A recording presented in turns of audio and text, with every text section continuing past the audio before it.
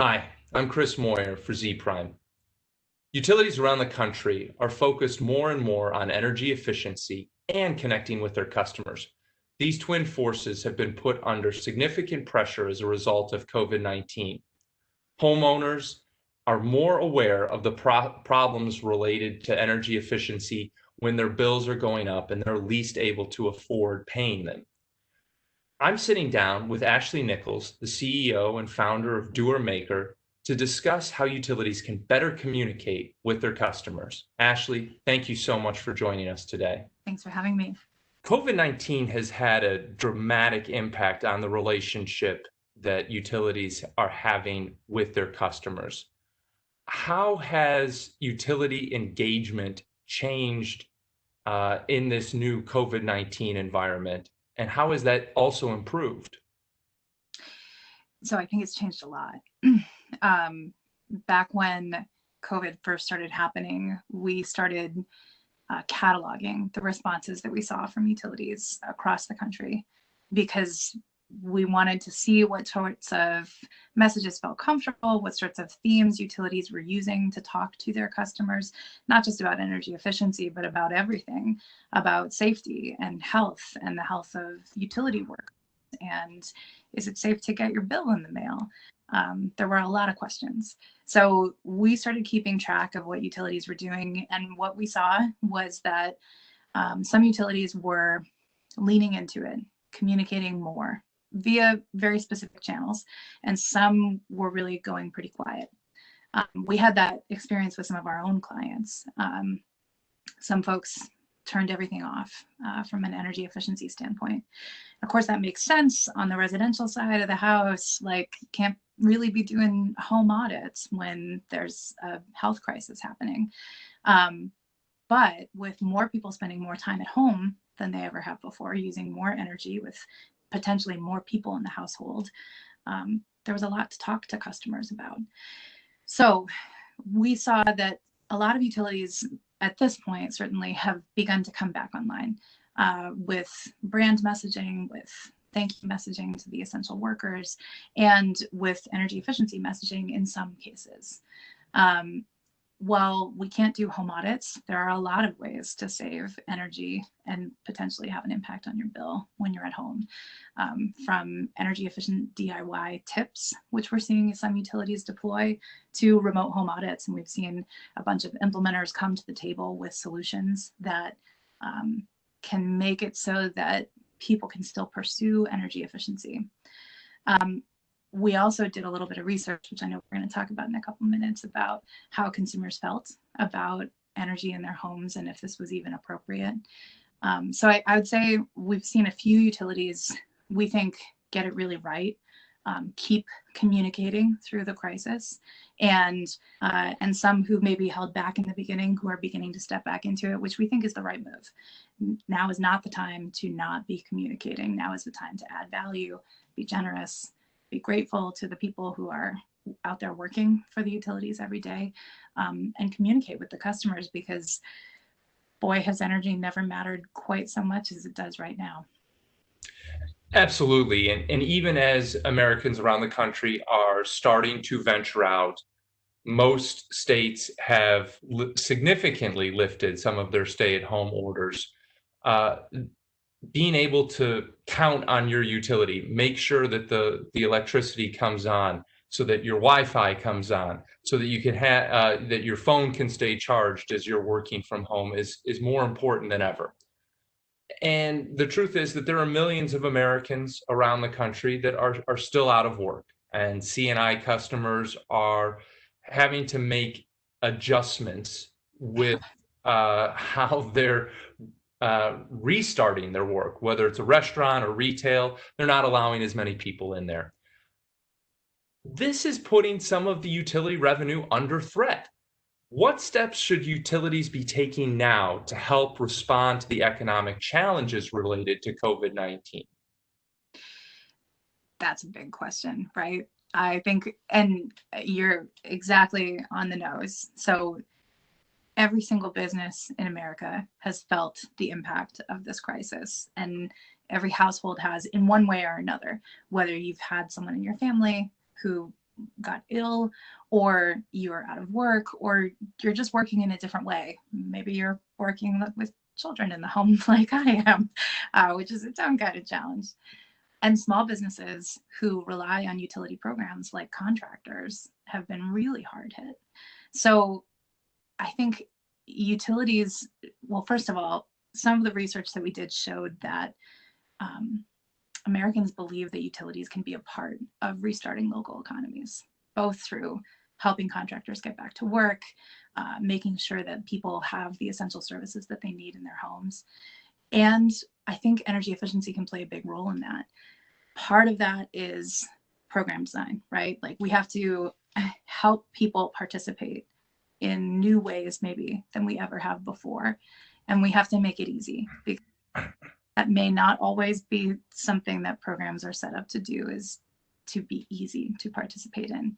On the whole, it won't surprise you as a communicator that I would say one of the big answers here is communication, making sure that customers, whether they're residential, C&I, or the trade allies who we rely on to do so much of the work and deliver these programs, have the information that they need so that they can make the best decisions for whatever circumstance they're in. And the utilities can be a linchpin if they can lean into that and open up the lines of communication. Speaking of leaning into that, Doer, your company, just led a customer survey of 450 homeowners in the Northeast, specifically about COVID-19 and home energy retrofits. What were some of the key takeaways that utilities can use to better connect with their customers? Sure. So we partnered with a company called Sealed out of Brooklyn, who is really like innovating amazingly on the home energy retrofit front. And Sealed particularly wanted to understand, is now the right time to be talking about this? Are people open to receiving these messages? Or because so many people are out of work, is now not the right time to be talking about making an investment in your home? And how could utilities come to the table with communications that struck the right note? And there were some juicy insights that I think utilities will be interested in. So one of them is that with more people spending more time at home than ever before, people are interested. They're more aware of the challenges in their home and they'd like to solve them. In fact, particularly one of the questions that I thought was interesting is we asked people, are you concerned about a very hot summer or a very cold winter, now that you might not have the benefit of office air conditioning that you used to have on those very hot days of summer? And people were concerned. Additionally, we asked people if they had heard from their utility at all about COVID. And the answer was kind of surprising. A majority of the respondents that we asked that question of said either that they had not heard from their utility about anything having to do with COVID, or that they couldn't remember. And that's not great. We want our communications to be effective. We want them to be memorable. We want to have the recall rate. It's not working right now for the majority of the people who answered that survey. We also heard from people that the vast majority felt that it was an appropriate time to be talking about energy efficiency, home energy retrofits, the solutions the utility could bring to the table. And then one of the things that surprised me a little bit, honestly, was the number of people who said that they were still planning to do improvements on their home, of like significant improvements, $5,000 to $10,000 improvements, which was a surprising number of people. The research is available for free on the Doer site, and you can go take a look at it a little bit deeper. But it was a surprising number of people who said, yeah, we've still got this on the agenda. And of those people, we said, well, were you planning this before COVID? Did this change your plans at all? It was something like 80% of the respondents said, yep, we were planning it before, we're still doing it now. Let's go forward.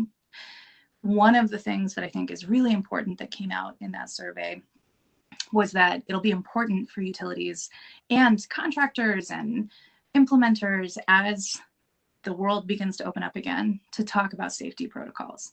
So in the survey, we exposed people to a written statement about the safety protocols that would be followed for a home energy upgrade. and asked how comfortable they were. The majority of the folks who responded to the survey said that with the safety protocols, the way that they were written, they felt good. But that's another task for utilities to communicate about. As they are creating those safety protocols, as they are doing a better job of making more memorable communication attempts with their customers, you touched on this already, that this is a moment that utilities can be a leader in the economic recovery, working with those trade allies. What would be some of those steps that could help utilities position themselves both with their customers and in their broader community to be at the center of the economic recovery? So I think definitely having a plan for contractors. This is a enormously important audience, and one that I think, sometimes can get taken for granted a little bit because they're not the end consumer. And so we tend to think of like that end consumer, whether it's residential or large C&I, that's our decision maker. That's who we need to get bought in. But without an incredibly well-trained, at work and available community of contractors, the work is not going to get done. So now is a time to be investing in training for contractors, to be supporting them, to be letting them know that whether it's enhanced incentives or additional support, there's going to be work for them to come back to. One of the fears, I think, was that when we turned off the pipeline of communication, so too that pipeline of leads would just be obliterated for contractors. And it's not as though we're going to flip a light switch and it's just going to come back to where it should have been. We've lost months potentially of communication, and those contractors are going to need help to get that back, to get that built back up. I also think that utilities can take a leadership role here, and frankly, they're already providing essential services. But by leaning into the experience that their consumers are having and being highly relatable, this is a time to be building customer satisfaction, building that goodwill that they need in the community.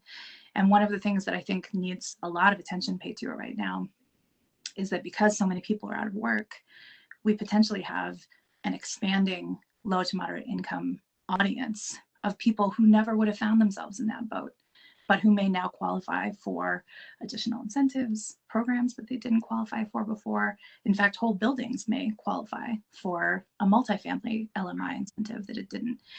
And the only way that they're going to know to look for that thing is if the utilities communicate about it. As we're talking about the economic impact, I think that it is absolutely imperative that we also discuss the opportunity for more equity. Renewable energy and electric vehicles are very in vogue right now for high-income utility customers. But the truth is that that represents only a small fraction of the total marketplace. And as folks are suffering right now, their paychecks have been cut, they're not getting a paycheck. What steps should utilities be taking to make sure that clean energy is also equitable energy? I think there couldn't be a better moment in time to be talking about the responsibility that we have to make energy equitable. And I think that for years now, there have been utilities who have been paying attention to the sort of looming energy poverty that is in front of all of us. The grid is an enormous expense to maintain. And as more of those high income customers either come off of the grid or supplement their usage of it with renewable energy, whether that's solar or electric vehicles or heat pumps, the maintenance of the grid and the cost of it is going to fall to those least able to bear it. So I think this is a really important conversation to be having. I also think that the best tool in the toolbox is to be talking to consumers about what their experience is and then creating solutions based on what we hear from them. I think that, there have been a few initiatives over the past few years that we've seen starting to come to life in various states that might be a fantastic initiative on the whole for transforming energy usage. but could have a challenging impact on an LMI community. So things like building labeling, for instance, which is awesome for large CNI to understand the impact of their usage. But having something hanging in the lobby of a building that LMI consumers are walking through every single day, day in and out, scoring that building, might have an impact that we don't realize yet.